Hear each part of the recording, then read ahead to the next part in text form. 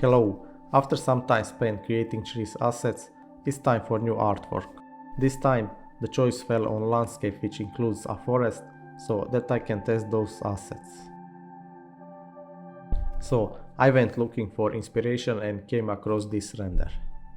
Apart from the fact that this render is beautiful, the composition is ideal for me because it contains tree close to the camera and the one in the background, exactly what I'm looking for. This is my final result and the process looks something like this. First, we need the camera and the position of elements in the scene. I need a wide angle camera to catch as much of the panorama as possible, so I use a panoramic 25mm focal length camera.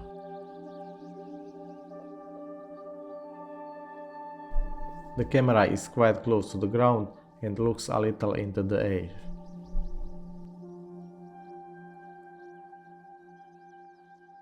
The trees are right next to the camera and the main character is about 20 meters away.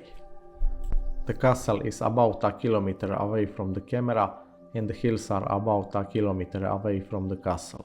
Now we have all the elements in the scene. We can later replace them with the 3D models, and this is how I created the snow. Snow is a combination of 3 shaders and several photoscanned objects combined into one, and this is how the process looks like. A few years ago I downloaded a large number of shaders from the Quixel bridge and saved them into the asset browser as plane. I made sure that the dimensions of plane were the same as from Quixel, so that it was real world scale. Now I can simply import the plane, scatter it with the array modifier and see what I like. I tried about 20 shaders and chose 3. Now I need to mix it into one shader.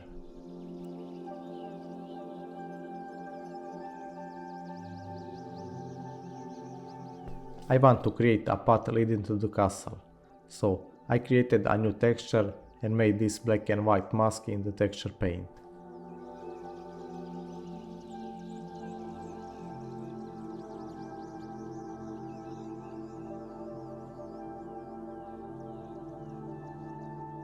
I combined the mask with a noise texture to add imperfections. For the shader that goes on the white field of the path, I lowered the roughness value so that it can catch more light. After that, I created this map and mixed in a third shader with more dirt and imperfections. I made a few imperfections with proportional editing, but it's all very flat. We need the real geometry, especially close to the camera. There is no snow where I live, but I don't need it. I need a piece of ground or mud that I can later add a snow shader to and something for photo scanning. So the Raptor is back in action, but this time with a big upgrade. Raptor is the first hybrid photo scanner. You can choose between blue light and infrared mode. The blue light mode is super precise for small objects up to 5mm in size, while the infrared mode is more suitable for large objects, people's faces, etc., and no markers are needed. But the Raptor had one drawback until now.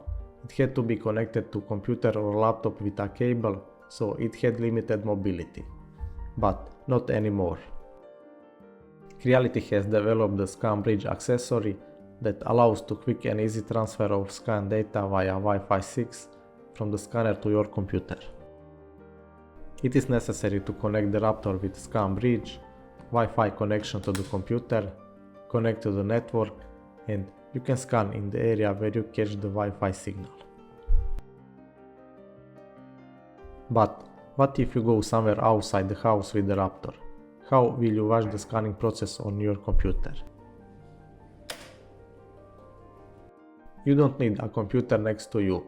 You can scan the QR code on your computer and through the Creality app, you have the same display on your phone.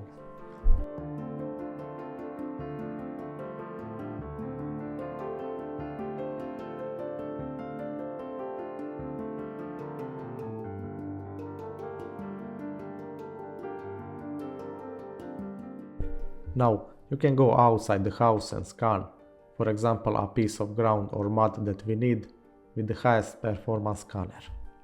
Scan Bridge plugin is also available for Otter Scanner.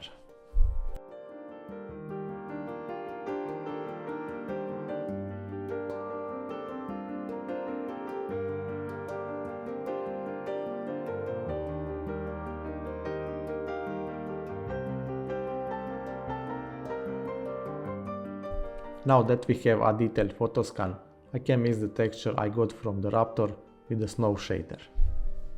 For the factor, I use the same texture and with the color ramp determined where the snow shader will be and where I want to keep the ground.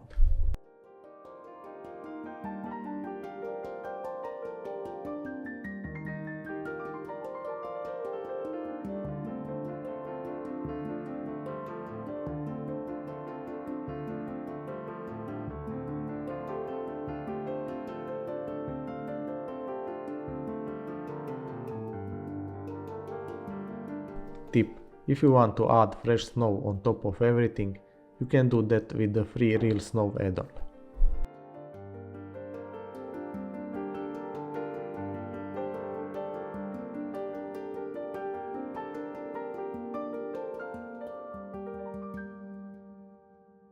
The part with the trees are actually my favorite because I invested weeks in creating these assets.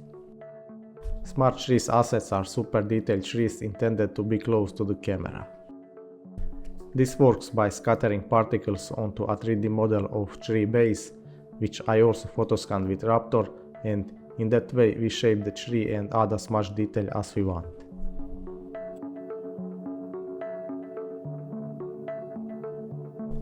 The package comes with 38 tree bases and 77 particles, but you can use any tree model from the internet and apply the GeoNode setup to it and it will work. I talk about it in the last video on the channel.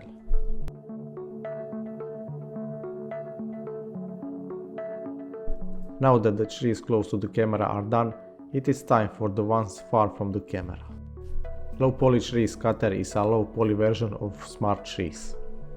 It was created by using Smart Trees to render 53 textures.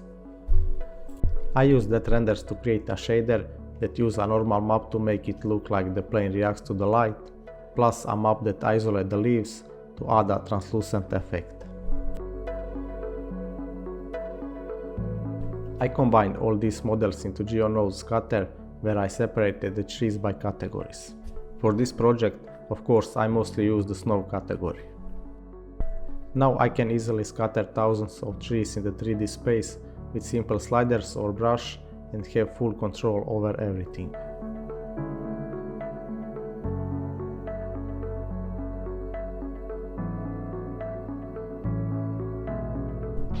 For models that are not mine, I use these free horse and knight and a castle models from Sketchfab, thanks to their creators.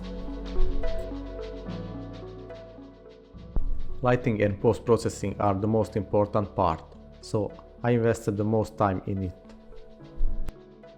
At first, I tried to get as much of it as possible in Blender by testing various HDRIs, but in the end I chose this fairly flat HDRI and decided to continue in post-processing.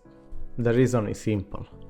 Blender tries to be realistic and I want to achieve a cinematic, dramatic teal and orange vibe, and none of this is realistic. So most of it needs to be done in post-processing. But before that, there is one thing I think is important to not skip, which is blocking the light behind the camera.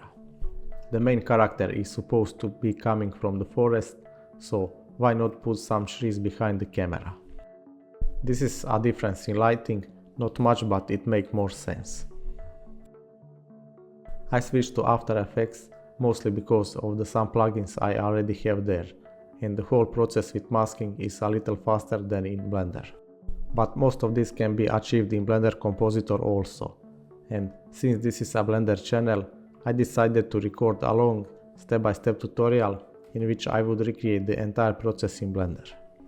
Until then, with the same subscription, you can watch my other tutorials and download assets, including Smart Trees and Low Poly Tree Scatter. In short, this is what the part I did in After Effects looks like. I downloaded sky texture that I like from Unsplash. Using the mist pass I isolate the sky and then play with blending modes, mask the part that I like and add feather.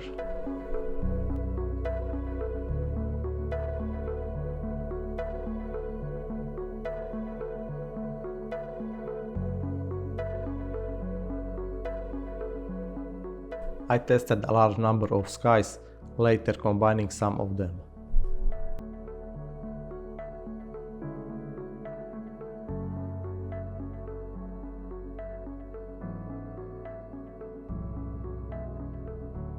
Color grading can go in a limited number of directions.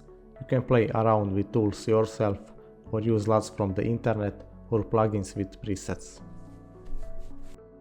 Here I also do a large number of tests and save combinations that I like and compare and combine them later. That's all for this video. If you like the video and the final result, click like and subscribe.